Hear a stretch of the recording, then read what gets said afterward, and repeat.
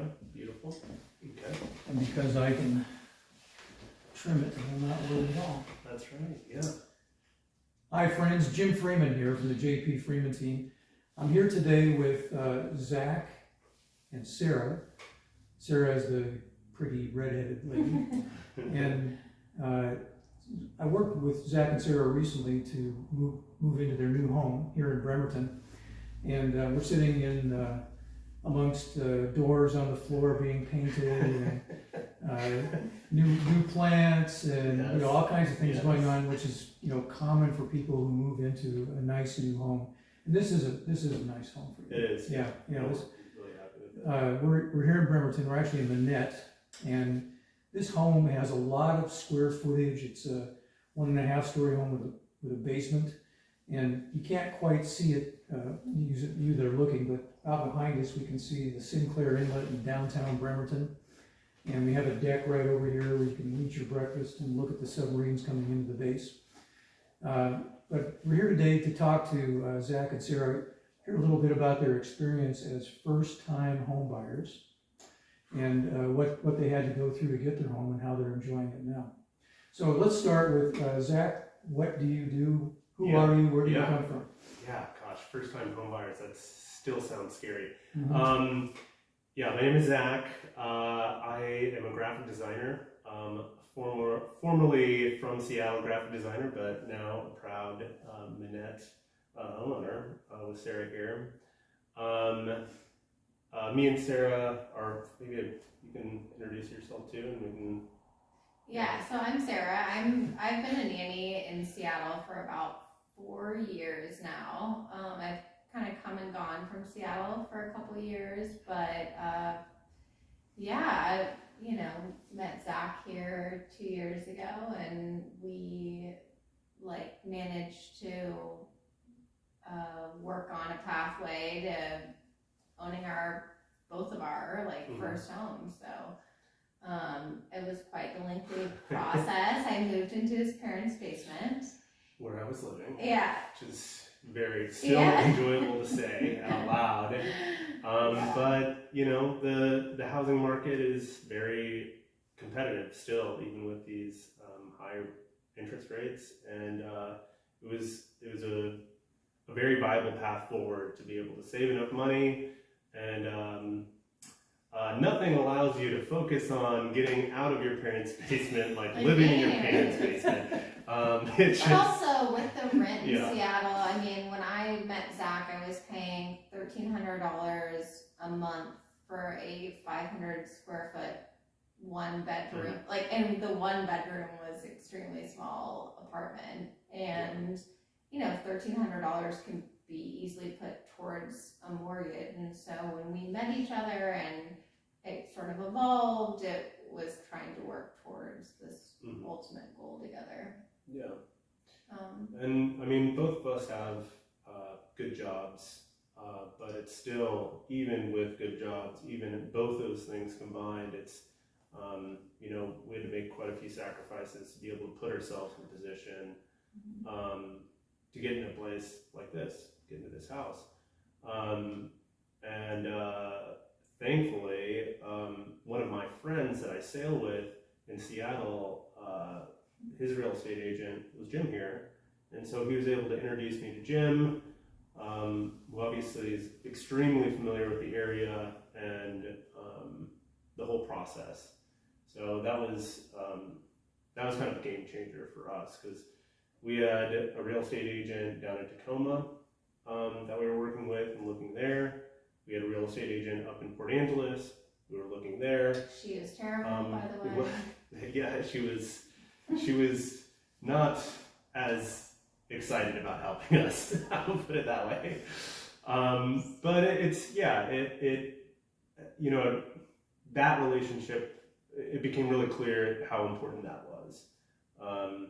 So you were kind of shopping. Yeah. Not only for houses, but you were shopping for whoever you thought might be able to help you. Yeah. I mean, I think we have kind of a unique situation. We're not looking at, I don't know what the average home price in Seattle is, but we're not looking for, these $1 million, $2 million homes. And I don't know if that can be kind of a deal breaker for some real estate agents, but yeah, I mean, when we, the first couple of houses that we looked at with you, you were very upfront and very honest about, the entire process, and you made a very complicated, difficult process very easy. Yeah, I mean, it's nerve-wracking it's the biggest purchase that we're probably going to make. It's the biggest purchase most families will make in their lifetime. Yeah. So it's really important to give you that information, so you can understand the risks involved. You said something really important. I want to come back to that. You found the process scary. Yeah. And you found it difficult. And when you were searching around for homes, you were in a pretty broad area. Because you're trying to find an appropriate value for the money that you could spend. And all of that's logical. But the thing that has made you successful so far and will contribute to your success going forward is the fact that you put some work into it. Yeah. It's not an automatic thing. It's not a right. Owning a home is a privilege. Yeah. And it is it's something that you do have to put some effort into, and you may have to make some adjustments in your life. But I can tell you, having owned a home or owned homes, for 50 years or 50 plus years, it does get easier. After the first payment, after the first payment, you go, okay, I just have to do that for the rest of my life. But the next 4 years. The rest I thought it was only 30 years. Oh no. Yeah, well, on average for the rest of your life. So you put your time in, you put your work, you did your research. I know when working with you, you had all kinds of spreadsheets and ideas about what you were trying to achieve. Mm-hmm. Which we'll talk about that in a minute. Yeah, how you're going to use this home as an asset. Yeah. Which some people have to consider. By the way, when I was your age and doing the same thing roughly, I lived in much worse places. They were really desperate. But it worked out. It worked out. Yeah. And one thing that does work out, and that you'll find out as you go forward, actually the Federal Reserve Bank studies the economic outcome, the differences between families who are primarily homeowners during their lifetime and families who are primarily renters. And I don't remember the date of this most recent study, but the last time I looked at it, they calculated that the average net worth for families, households that had owned their home primarily throughout their lifetime was $145,000. And for households, families that were primarily renters throughout their life, it was only $5,000. Wow. And that's regardless of the market going up, down, sideways. Yeah. So you're on the path, to economic success, middle class living, and of course, you can do better. Mm-hmm. So owning a home is usually a key first step for couples, for households who want to participate in the American dream. Mm-hmm. All right, so hard work. You searched, and how long were you doing that? I feel like we were window shopping long before it was a viable option. But I think seriously, probably for about a year. Yeah, I would say a year, and then we had. Luckily that you had taken us through so many houses that. Number one, there was a couple that we couldn't afford. Yeah. And you were extremely, happy to take us through those. And then also other ones where we immediately walked in and we're just like, well, that's not, can we leave now? Yeah. Is that an option? Because we were on such a limited budget, but also had so many different criteria, it made it harder, I think, for us to find the right house. And you were amazing and just being so willing to show us, whatever we wanted to see. Yeah. But yeah, that was. Okay, so you were on Zillow or whatever, Redfin for a year, and punching numbers into your spreadsheets and thinking about it. Mm-hmm. And of course, your mom and dad were part of that process and were a great help all through the thing. Thanks, Mom. Thanks, Yeah. Dad. Thank you, donuts. Yeah, and but so after a year, then you met me, and that was very nice of our friend to introduce us. And so we spent another 6 months probably Yeah. looking at homes. Yeah, and I think over that period of time, I have this unfortunate habit sometimes, and it's not always unfortunate, but I have a very vivid imagination, and so I can walk into a space that might not be perfect and work out how to make it perfect. But the longer that we spent time together, the longer that we looked at houses, that imagination started to just get peeled away a little bit and looking at the exact thing that, finding the right thing that would work for both of us. Right. Reality sets in and you're like, okay, well, we do not have the budget or the time scale to actually fix XYZ thing. What is something that we can fix? And I think that's, you can only get to that point by looking at enough houses and, B, having someone to help you guide you through that process. So we actually found one that you liked, not this one. And we wrote an offer, and I think that was probably the first time that both of you saw a purchase and sale agreement actually come together. Yep. Yes. Yeah. So talk about that a little bit. Well, I think the house was right at the top end of our budget. At the time, yeah, and it definitely fit quite a bit of the criteria that we were looking for. We had to make a certain amount of concessions in finding the right house, but this one definitely checked all the big boxes, especially having a big basement and a very nice livable upstairs space that we could convert exactly how we wanted it.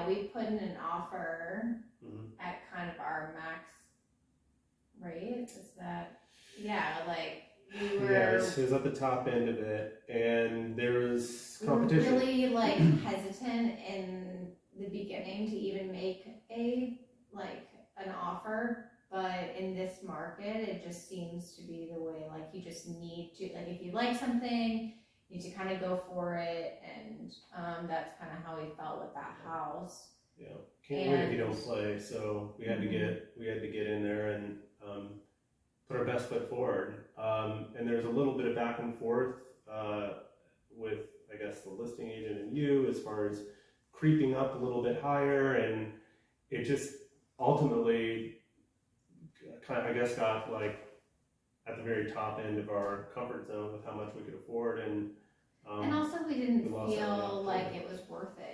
I think that with the house that we're currently in, I think we would have gone even further. It just, with the house we had previously put a bid in at, we were already somewhat hesitant to even make the move. It was just kind of we liked the house, we needed to make the move, and there's always competition, and ultimately it was the right decision that we didn't outbid the bidder, because it wasn't the right choice for us, and that's such a hard kind of line to draw in the sand. But ultimately, because you want to be in a place and you want to establish,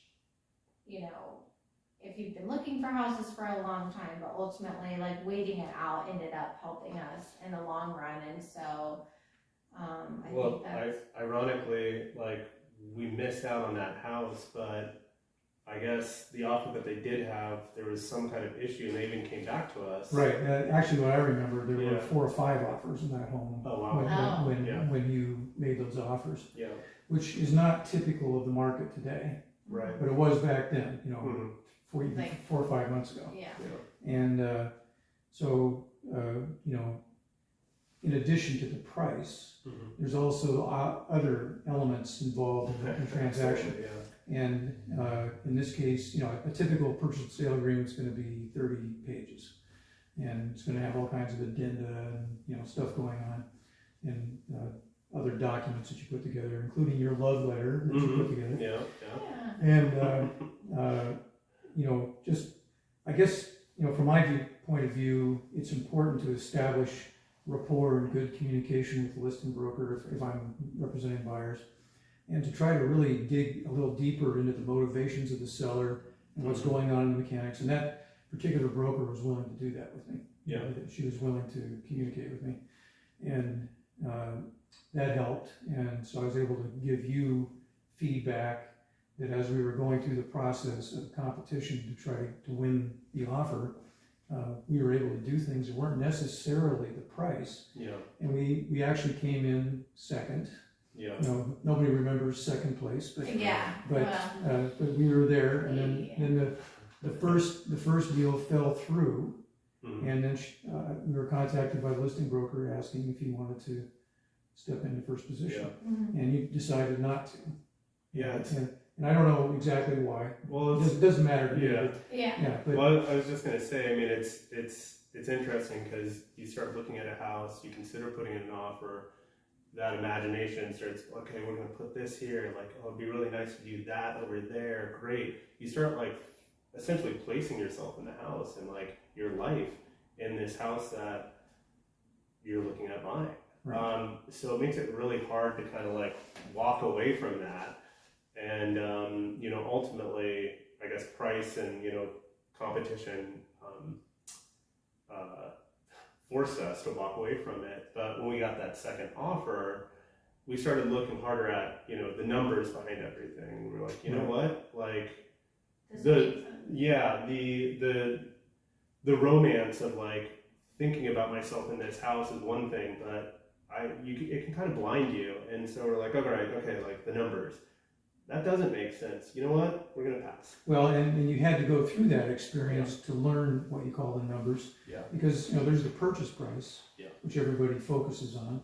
But then you have buyer's closing costs, and you have loan fees, and, all kinds of other expenses when you're trying to get into a home, including moving expenses or renovation expenses. Yeah. And Oh, Lord. Yeah. Yeah. well, I mean, Yeah. you have them here. Yeah. But everybody faces that. But most people are just uneducated about the total process. Mm-hmm. So I think it was actually an advantage that you were able to make an offer and that it failed, but you learned a lot in the process, which provided you the means to succeed later. Yeah. So our training wheels.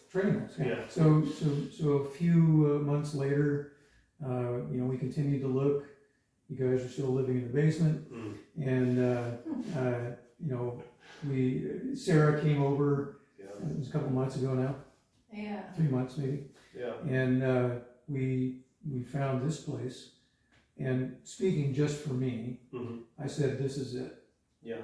I didn't say that to you, but I knew this. I knew this was going to be the place. Well, she said that to me. Yeah. I mean, I just think that you and I had seen so many houses together because I hadn't been working for about a month and a half at that time. So I was able to go and visit a lot of houses with you that Zach wasn't able to. And we had seen so many houses that were just in all states. I mean, and just not right for us, though. Yeah, just not right for us, and in all different states. And you were very open to being optimistic, but we're also very clear on problems that would be, cured from just buying those properties. And then when we toured this house, we both kind of it just all fell into place. Yeah. It just. I didn't really know that you were reacting that way at first. Yeah. But as time went on, I kind of got the feeling that it's starting to fit in. And of course, Zach hadn't seen it. Right. And honestly, they made the offer because they made the offer without even seeing the house. Right. Yeah. That's how. Based on your opinion. Yeah. And so it can happen that way. Yeah. And then when after we got the offer in play and so forth, we had an inspection period so so that it wasn't, a non-refundable offer, and you couldn't come back. So Zach came over right after it had been accepted. And what was your experience? What'd you see? I mean, I saw a very cute house, in a very cute neighborhood, with a lot of potential.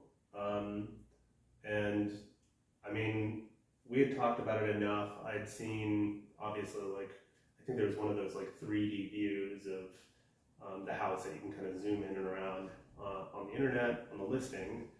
So that was extremely helpful. But yeah, I mean, I you just start placing yourself into that home and thinking about all the different ways that you can use it and live in it and enjoy it. But I mean, overall, I saw a winner. Right. So, Well, and it's an older house. It's it was built in 1952. Yeah. But what I saw was a brand new roof. Yeah. I know. And I saw totally replaced plumbing and electrical systems, Yeah. and a very nice additional bathroom that had been placed in the basement. So I said, well, Yeah. and they had new siding and new windows. Well, also, me and Jim have looked at, because, I mean, this might be another segue, but we are gonna, I mean, I don't know if we can talk about this, but Airbnb the top half of our house. So when we've always looked at houses, me and Zach personally would be living in the downstairs area. So, we have looked at some serious basement situations that have been very grim. Like, and Halloween so, is coming, yeah. but like it would be very appropriate for some of these basements, just spooky. Yeah, very much so. And so, so coming to this house, they have a very almost, I mean, it's really like on the cusp of being a finished basement. And they have a bedroom, a living room, like a workroom for Zach, a washing machine, like laundry room, and a separate entry. Separate entry, yeah. I know, separate entry and a completely refinished bathroom. So when I saw that, I kind of was just like in awe, because we really have looked at some seriously grim dungeony basements, and I just couldn't imagine going into that. So Right. Well, you mentioned you have some thoughts.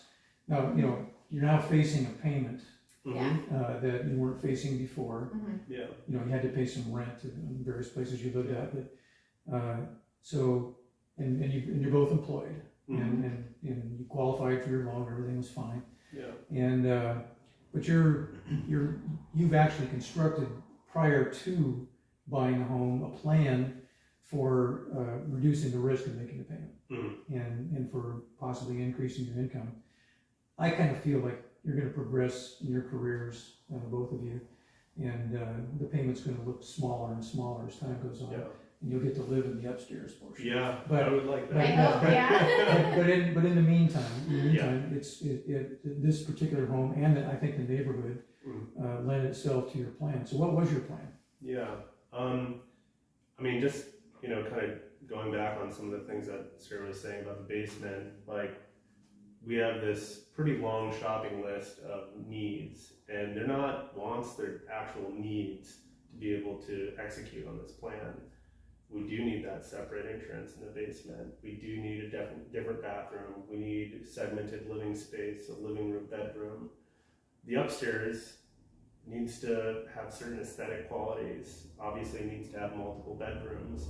We're looking at the average short-term rental in this area is 5 point something people. So that's like 3 bedrooms. So you need at least 3 bedroom, 1 bath. So these are all must-haves, and that very, very narrows your search. So there's not a ton of places that fit all of these criteria. So when we found this, it was like, okay, like this is pretty great. This is not like, okay, Well, this is pretty great. I also think, so what Zach's saying is like, we plan to turn our upstairs into an Airbnb. Yeah. And so that's like what we've always talked about, is subsidizing our mortgage and being able to renovate half of the house into an Airbnb, which has made our search more difficult for our price range and for what we're looking for to meet all the qualifications that just, you know. So anyways, taking into account like all of those needs, not wants, made the search hard, but yeah, our goal was to find a house that had 2 livable spaces above and below, where we could rent one of them short term and live in the other. They call it house hacking. If you like Google it, like there's a ton of people that do it. I didn't know that. I'm gonna look that up. Yeah, it's a thing. I don't know, some like internet thing, whatever. Anyways, it is a way to subsidize your cost of living and subsidize a mortgage, and it's extremely appealing to us because there's a lot of data out there to help you make informed decisions on purchasing a house. And obviously, data only helps you so far. Reality is very different. Yeah. But the data on this house, for what we wanted to do, and for the purchase price, and taking all these things into account, it was encouraging, and that made us want it even more. I also think we lucked out in the neighborhood. I can't speak more highly of this neighborhood. I just started working close by, and out of a lot of houses that we've looked at, I think it sometimes does help to wait it out a little bit. I mean, look for the house that you want, but also we really we put a lot of time. We saw so many different houses, and ultimately we picked a house that was perfect for us. Yeah, I think one of those other, maybe this is more of a want, not a need, and when we were looking, but the neighborhood and what drew us here and this area specifically, but it's very walkable to restaurants, to bars, to the amenities of Manette and Bremerton.